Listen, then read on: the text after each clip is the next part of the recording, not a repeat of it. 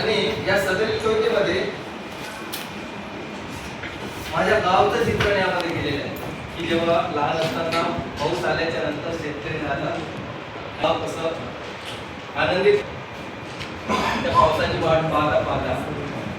तर ते वर्णन या सदरील कवितेमध्ये करण्याचा प्रयत्न केलेला आहे. कविता मला वाटतं की मी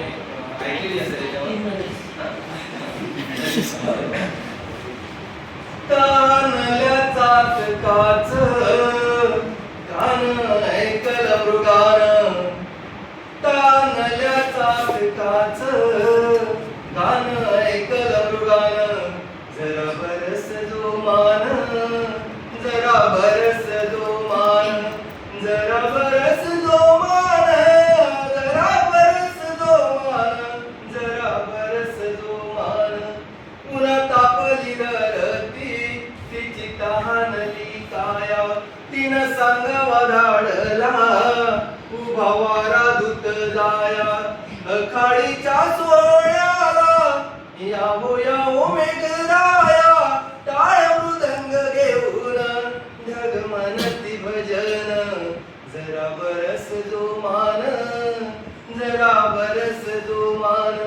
जरा बरस जो मान जरा बरस जो मान जशी वराडी जमली मेघ बाई दाटली जशी वराडी जमली मेघ बाई दाटली सनाईच्या सुरासवे सर रुंजून थाटली सनईच्या सुरासवे सर रुंजून थाटली माय आनंदली मनात वीज छन नाचली सारसी वारती जल ओल चिंबरानवन जरा बरस जो मान जरा बरस जो मान काया काया ढेके लाले रंग हिरवा चढला काया काया ढेके लाले रंग हिरवा चढला वारा झिंगतो नसेत काहीत चढला झाडाला ओल्या ओठावर ओठ भासे क्षितिज चुंबन जरा बरस जो मान जरा बरस जो मान जरा बरस जो मान जरा बरस जो मान दूर दुरावर उभा शंकर पाहतो सोहळा सीतारी नन जो मान तिचा आनंद लागिला. ही परिस्थिती आहे ग्रामीण भागात जास्त तुम्ही हो आणि ग्रामीण भागातील विद्यार्थ्यांना हे सगळं माहीत असेल. दूर डोळ्यावर उभा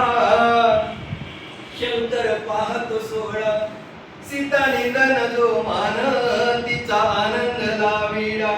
घुंगरू गळ्यात वाजवी बैल गोठ्यात ढवळा पेरणीच्या तासावर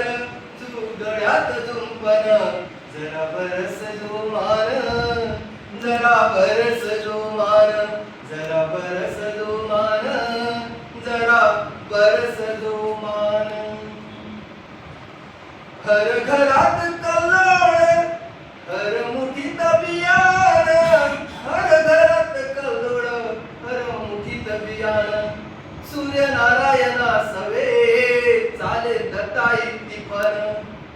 हर घरात कल्लोळ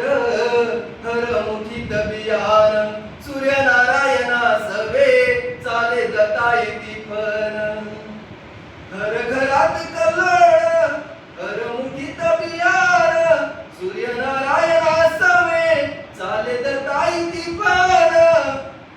सारसी वार गजबजल गाव वाटे सुन सुन